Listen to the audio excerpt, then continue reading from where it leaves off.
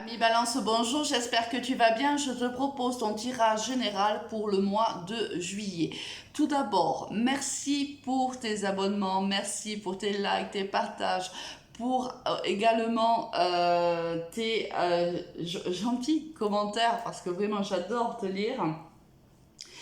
Je te propose ici un tirage qui est général, hein, donc prends uniquement ce qui te parle, laisse le reste à l'univers.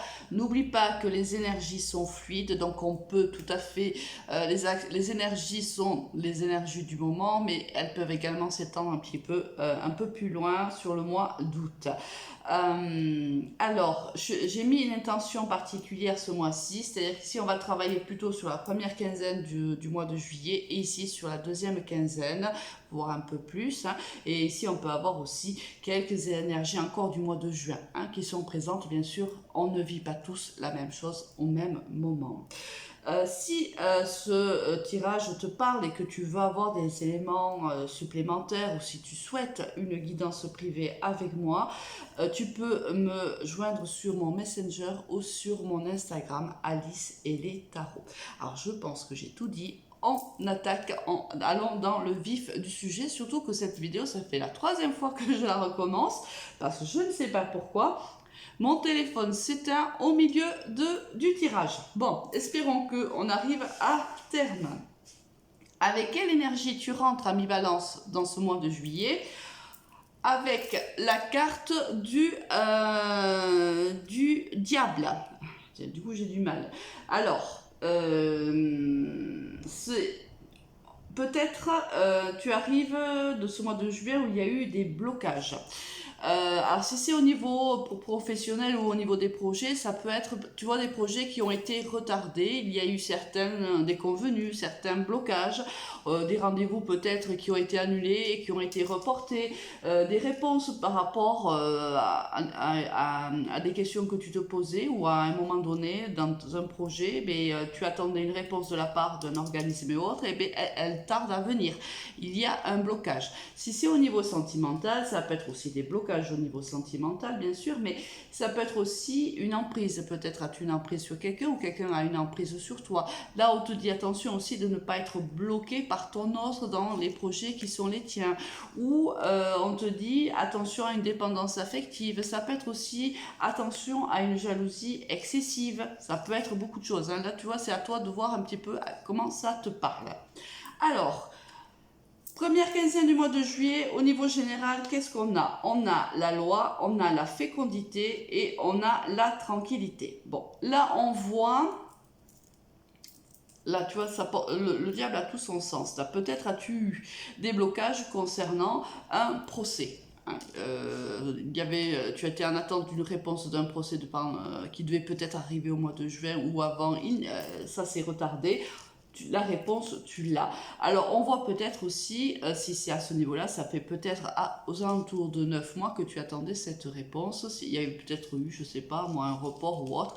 La réponse arrive et on voit avec la carte de la tranquillité que malgré le fait que tu te sois inquiété, malgré le fait que ça a été compliqué pour toi, là, on voit que ici, il y a probablement une victoire puisqu'on a la tranquillité. On voit que tu t'es battu et aujourd'hui,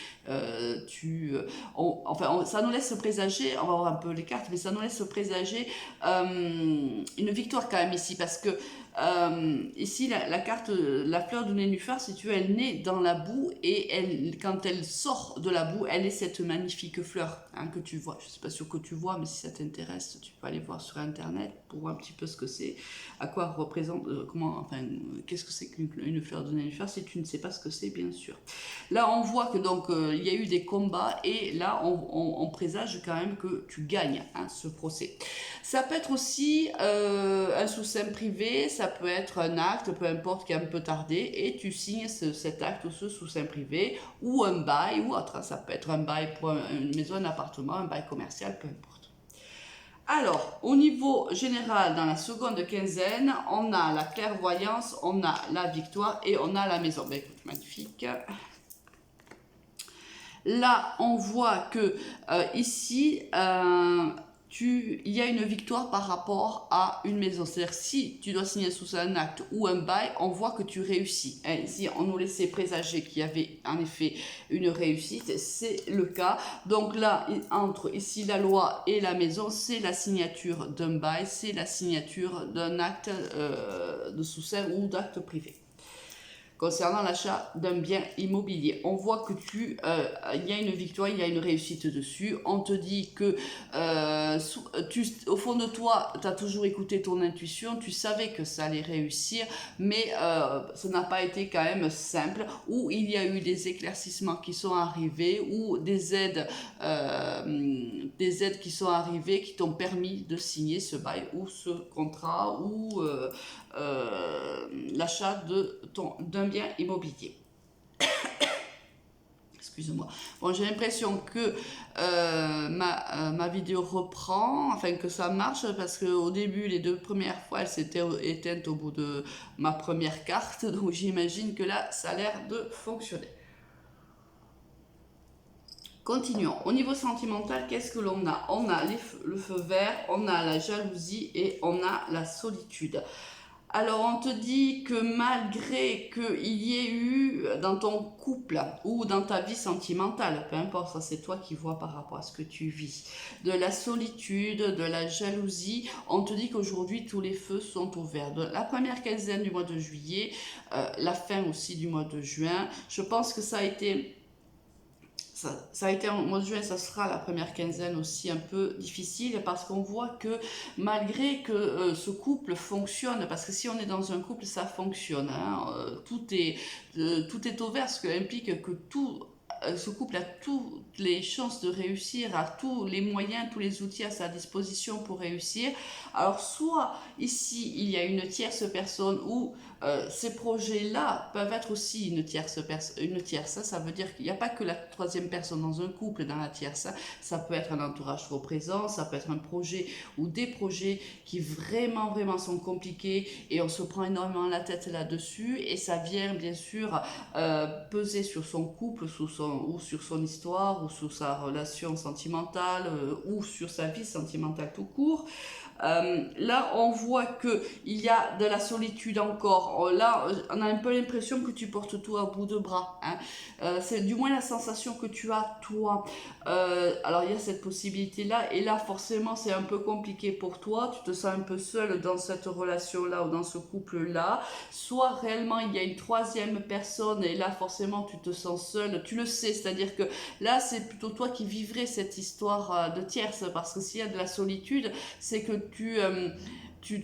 ton autre n'est pas suffisamment présent pour toi, par exemple. Hein, ou ton autre, je sais pas, tu sens qu'il y a quelque chose qui ne va pas.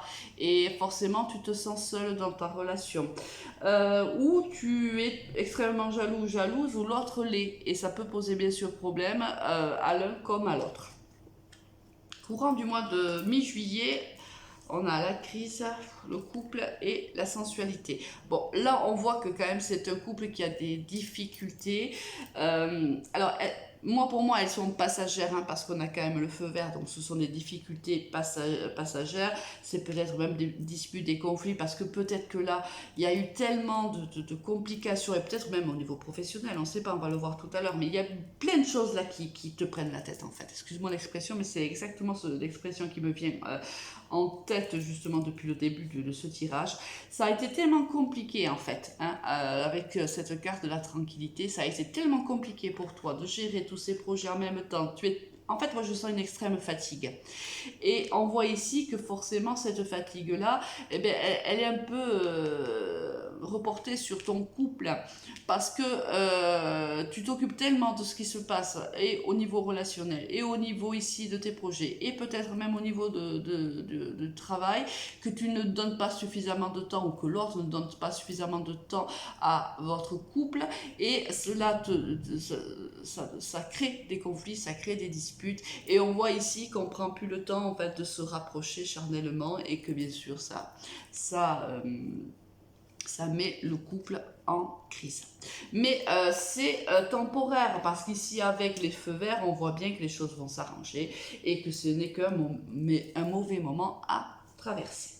Au niveau professionnel, qu'est-ce qu'on a? Alors, la première quinzaine, on a les choix, on a le legs. Ben, écoute, je pense qu'il y a aussi le pro qui joue aussi, oui, parce que regarde, ici, si tu es par exemple indépendant et que tu travailles notamment dans le bien-être ou dans le médical ou dans le travail à l'autre, on voit qu'il y a des choix à faire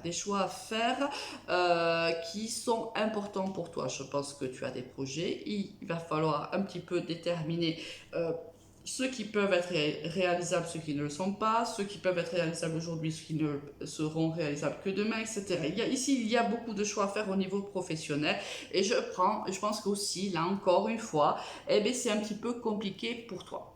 Si ce n'est pas le cas, si tu es salarié par exemple, on voit ici qu'il y a une personne dont tu dois te méfier dans ton entourage professionnel. Il y a des choix à faire par rapport à cette situation parce que cette situation te met à mal.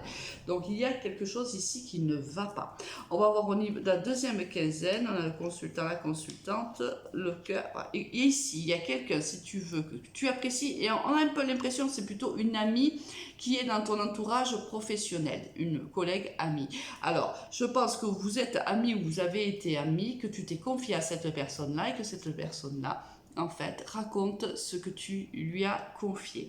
Là, il y a quelqu'un ici dont tu dois te méfier, quelqu'un dont tu dois faire des choix justement pour arrêter toutes ces médisances-là. Je pense que ça te travaille, hein, parce que ça met à mal ton bien-être et c'est la raison pour laquelle on te dit qu'il va falloir faire des choix.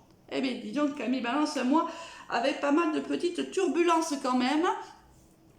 Bon, bien sûr, c'est passager, les choses vont s'arranger évidemment, il faut faire les bons choix et les choses s'arrangeront.